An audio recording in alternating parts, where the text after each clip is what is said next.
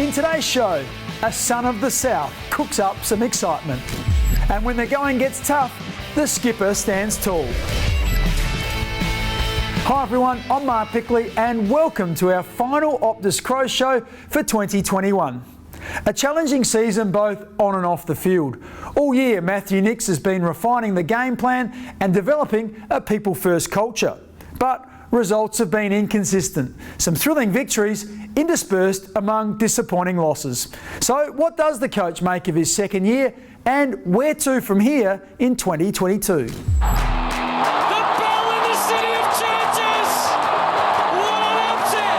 You know, without getting the results we're after, and at this point with our rebuild and the development we've seen from such a young group, I've been really pleased with some of the results and the way we've played our footy. I think you're seeing a style of football that our members and supporters can be proud of watching.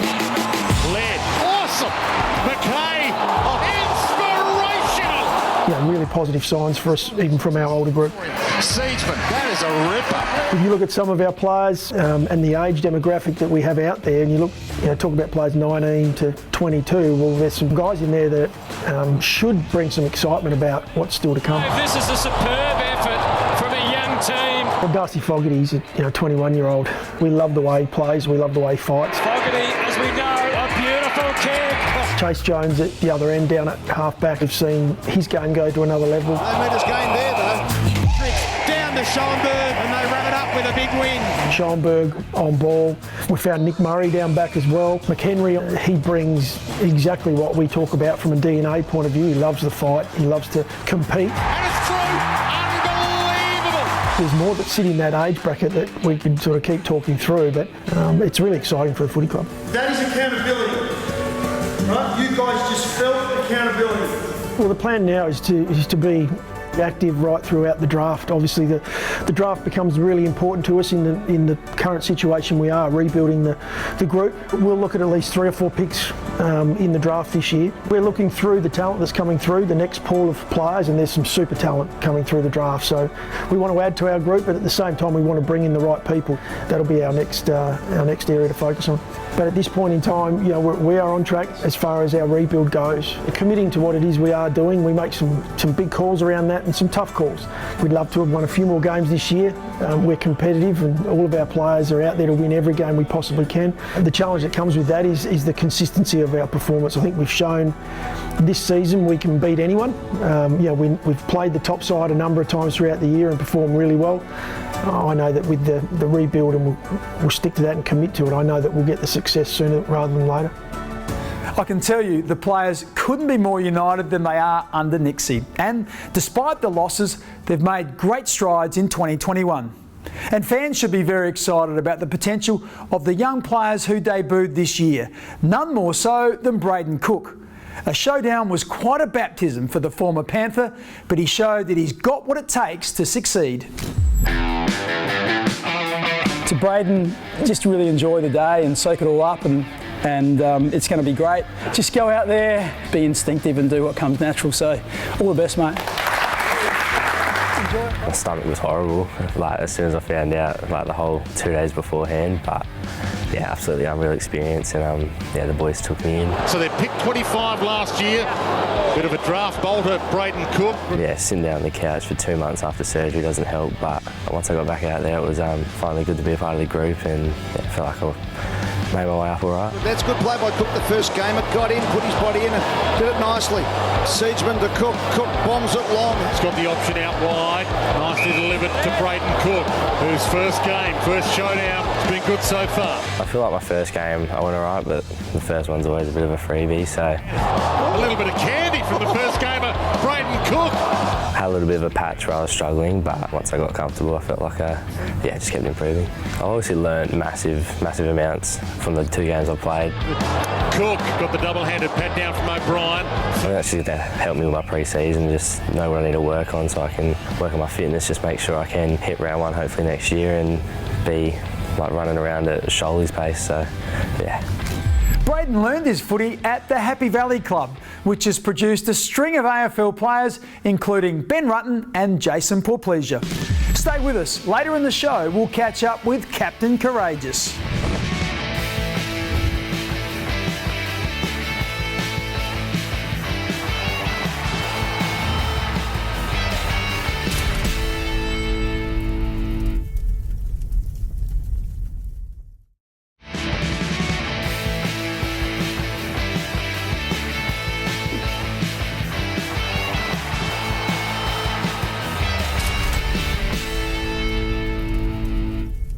Welcome back.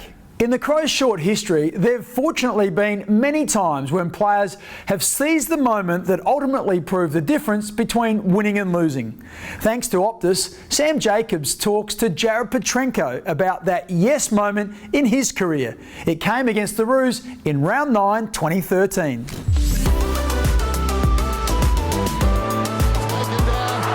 The unlikely hero kicks to full forward. Anything can happen here. Here we go. It's a goal. Can you believe it? It's extraordinary. Hello Crows fans, I'm here with crowd favourite Jared Petrenko. Papa, thanks for sharing your moment. Started with yes, mate. How was it getting drafted by the Crows, being a local boy? Mate, it was unreal. I was afraid that I was going to get homesick if I went interstate, so I was very, very lucky when I saw my name get called out. Going to the Crows, I'll be honest, I absolutely hated the Crows, but I was more than happy to stay and stay and play for the club. And I was very, very lucky to end up here. And obviously you had a great locker buddy as well. Yeah, on the boulevard. Yeah. It was awesome to be there with you, and we've known each other for a long time now. But even before, at that stage, it was great to have you there. So. Now take us back to Indigenous round 2013, I think it was. We played the Kangaroos, and obviously it was first of all Indigenous round holds a special spot in your heart. Yeah, definitely. Obviously for all Indigenous players, and just unbelievable sort of result, obviously, and to be the round that it was. You couldn't sort of script that sort of stuff. So I was very, very. That's obviously something I'll never ever forget. Well, take us into that moment. There was 25-30 seconds left. Yeah. The ball goes over the back. Did you think to pick it up, or was it something instinctively just to kick the ball off the ground? No, it was more the fact that I was worried that the siren was going to go. And I also didn't realise I was that far out in front as well. It's amazing how much you can actually think in sort of split seconds, you know what I mean? I was worried I was going to get tackled or fumbled it. And, so it was more just it just like the way it sat up, it just couldn't have been any more perfect. Nah, all good, pup. Thanks very much for sharing your moment. Moment started. Good to see you, mate. You too. That was quite a win, but of course when it comes to comebacks, you can't go past the 98 grand final, also against the Roos. They were all over us in the first half, taking a 4-goal lead into the long break. It's half time, but Malcolm, your team is in trouble. That's when Malcolm Blight gave us a big rev up, and we responded with 5 goals and held a slender lead at 3/4 time. Couldn't take them out. It doesn't matter because Jarman is there. And Jarman is back too. Kicked 6-1 to 2-2 against the Saints in last year's grand final. In the third quarter, he's kicked the goal. They're 7 points in front. We kept the Roos goalless in the last quarter while kicking 6 of our own to complete a memorable victory and back-to-back premierships. Darren Jarman kicks for goal. And he's kicked it. And they've come back. And it's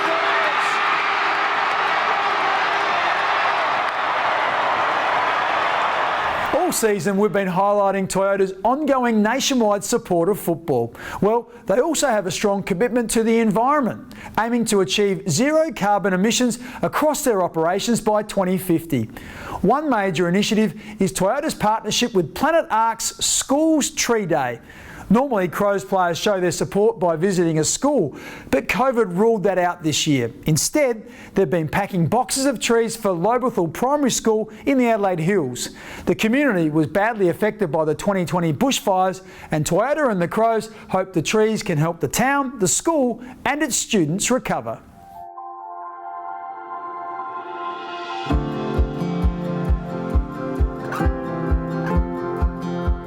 The bushfires last year, it was felt by everybody, obviously most of all by the families who lost, everything. We had about 4 or 5 families who lost everything, their homes, but beyond that, there was a lot of people that were affected with their businesses. So myself, Fogg, Lynchy and Keezy have just been packing some boxes for Toyota Tree Day. Unfortunately, Lobethal went through a bit in the start of 2020 with the bushfires. They're replanting trees at their school, so hopefully these little care packages can help them out and lift their spirits a little bit, because they've gone through a bit, and I think this is the least we can do. Hey everyone at Lobethal Primary. We know out at Lobethal you had a really tough time last year with the fires, so hopefully this is a great step forward in planting some trees and caring for the environment. As part of our Toyota Tree Day, we're going to have a working bee and a tree planting day, which is leading into our gardening festival. So Loberthal, actually part of the bushfire response, is there's going to be a gardening festival, so you can go and look at people's gardens, and our schoolyard will be one of the places as a venue. These plants are going to be perfect to be part of that occasion. You guys have done an incredible job in doing what you're doing today, so well done to you all, and go Crows. United is probably the word I'd say, that even though we had that terrible event, it's actually united us more as a school and a community. We certainly wish them well. Still to come on the show, the youngster who started as a Tiger, became a Lion and is now a Crow.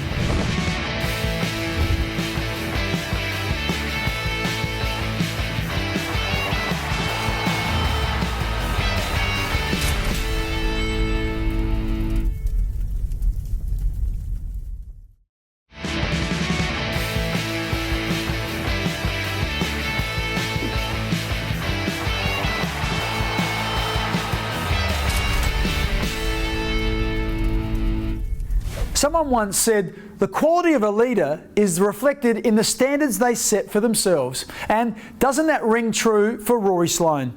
A champion on and off the field, leading his young team with class and courage. So, what does he make of a year in which his leadership has been more important than ever? Down Sloane, he can pop it over. He goes, and goes for home. Rory steps up with a big goal.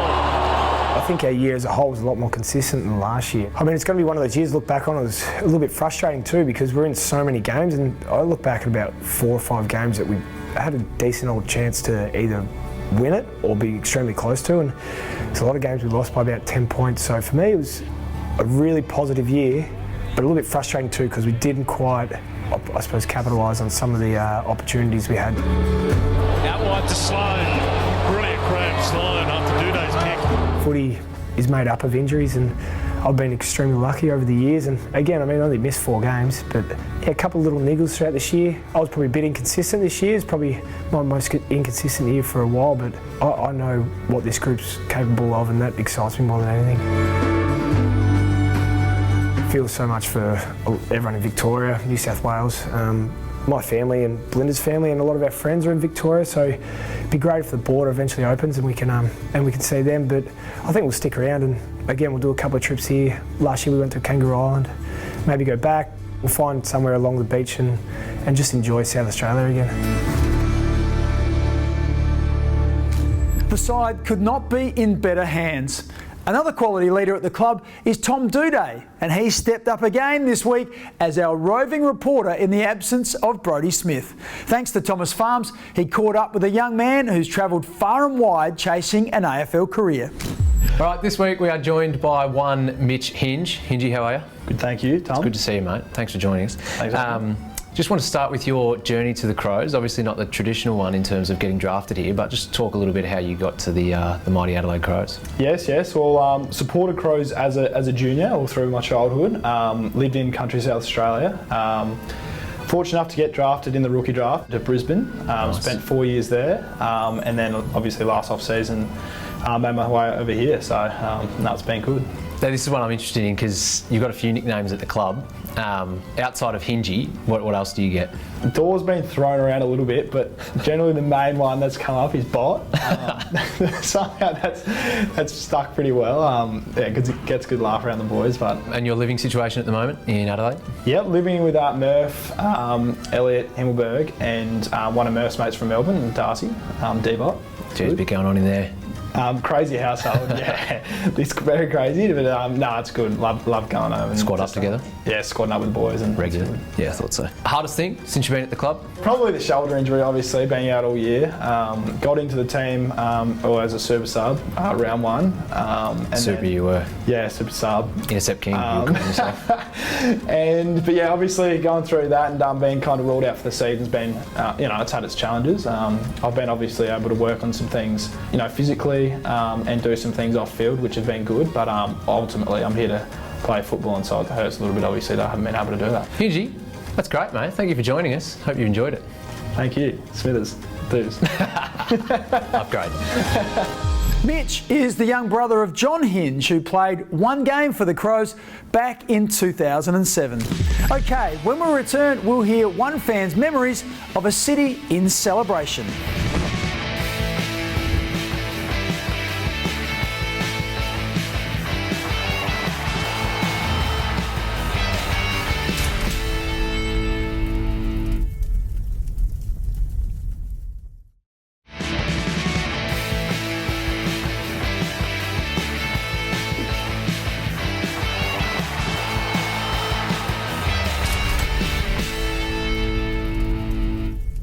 All season on The Crows Show, we've heard from fans about their favourite Crows memories. Naturally, the back-to-back premierships feature prominently, particularly for those who were lucky enough to be at the MCG. Well, today, thanks to Bendigo Bank, Orst recalls what it was like back in Adelaide when delirious fans took to the streets celebrating that very first flag in 1997. 3 career goals in 38 games. It's good, it's through, it's 4 now. It was just an amazing feeling in Adelaide, and the whole state virtually erupted in this happiness.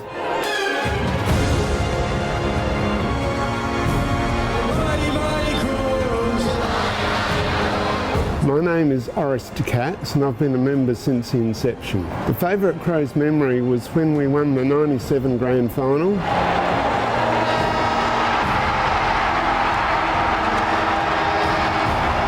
It was my daughter's final end-of-year ballet concert and I was sort of committed to that. And I think she was getting close to the end of her time at the ballet school, so it was even special for her in many ways. But for me, I was wanting to be at the game or watch the game or be there. And I actually had the phone following the scores in the grand final. And we were at Adelaide Uni, which was where the performances were. And when the final siren went, and the realisation that we just won our first grand final, it was just an amazing feeling, because I think within 2 or 3 minutes of the result, North Terrace had cars going up and down the road, people were screaming, there were noises, firecrackers, all sorts of things. It was just pandemonium. OK, let's stay with the fans and look for our Crow in the crowd. Because of an empty MCG last week, we have to go back to the showdown, and that's where we find you. If you recognise yourself, please email faceinthecrowd@afc.com.au with photo ID to claim your prize. And what a prize it is, 2 tickets to Toyota's exclusive Hilux Hill Unbreakable Zone at Adelaide Oval next year. Terms and conditions apply, so check out our website for details. And talking about next year, make sure you look out for details of Crows 2022 membership packages.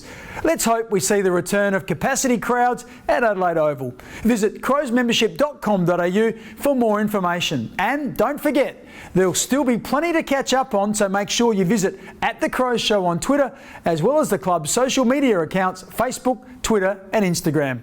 That just about wraps up our final Optus Crows show for 2021. Thanks for your company throughout the season, and I look forward to joining you again next year. We'll leave you with some reminders of the season that was and the promise that our young players show for the future. Bye for now. We do understand, don't we, that there are people that watch this game and they live for what you'd like to do.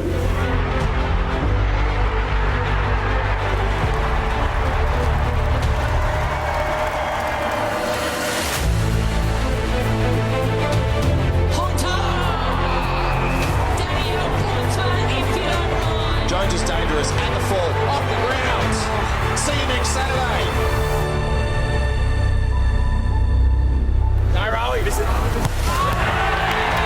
All right, you're in.